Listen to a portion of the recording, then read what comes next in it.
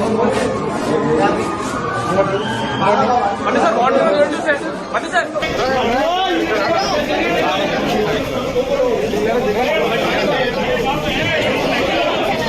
अल्लू अर्जुन की गिरफ्तारी जो है काफी चर्चा का विषय बना हुआ है। इस गिरफ्तारी को बाबा नारायण हरि से जोड़ रहे हैं। वही बाबा नारायण हरि जो आज से कुछ महीने पहले हाथरस में उनके पैरों की धूल लेने के चक्कर में कई श्रद्धालुओं की, भदकगढ़ में सैकड़ों श्रद्धालुओं की मौत हो गई थी। आपको याद होगा, यह चर्चा बहुत ज्यादा चर्चा का विषय बना हुआ था। यूपी में सरकार को घेरा भी गया था। यूपी में बाबा नारायण हरि, जिन पर इस घटना के बाद ना तो मुकदमा किया जाता है और ना ही एफआईआर हरि नारायण का नाम तक आता है और ना ही उन्हें गिरफ्तार किया जाता है। अल्लू अर्जुन की पुष्पा 2 प्रीमियर लॉन्च में जब हैदराबाद के एक निजी हॉल में अल्लू अर्जुन जब पहुंचते हैं तो वहां जो भीड़ है बेकाबू हो जाती है और भीड़ के इस बेकाबू में एक महिला समेत एक बच्चे जो है वो कुचले जाते हैं। महिला की जो है वो मौत हो जाती है, महिला की जो है निधन हो जाता है और बच्चे का जो हालत है वो बिल्कुल सीरियस कंडीशन में रहता है।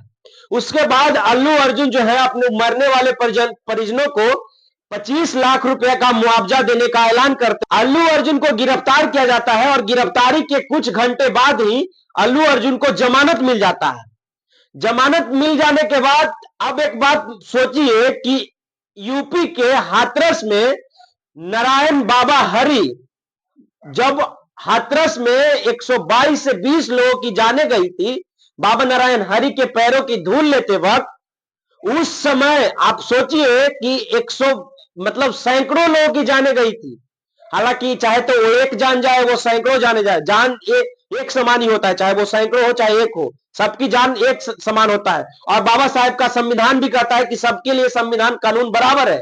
लेकिन हाथरस में जो घटना हुआ आज से कुछ महीना पहले, आपको बेखूब अच्छे से याद होगा, उस घटना में लगभग सैकड़ों लोगों की जानें चल गई थी और उसमें बाबा नारायण हरि का नाम तक नहीं आया था। माफ करिएगा गलती अगर नाम लेने में हो रही हो तो, लेकिन आप सोचिए कि उसमें बाबा नारायण हरि का नाम तक नहीं आता है, ना एफआईआर में नाम आता है। वही अल्लू अर्जुन एक बड़े चेहरे हैं जो वर्ल्ड वाइड फेमस एक एक्टर के रूप में जाने जाते हैं। वो एक तरह से सोचिए कि उनको गिरफ्तार किया जाता है और गिरफ्तार कर निचली अदालत से उन्हें 14 दिन की रिमांड में भी रखा जाता है, सोचिए। लेकिन हाई कोर्ट, जब अल्लू अर्जुन की तरफ से हाई कोर्ट का दरवाजा खटखटाया जाता है तो हाई कोर्ट उन्हें जमानत देती है, 3 हफ्ते की जमानत देती है।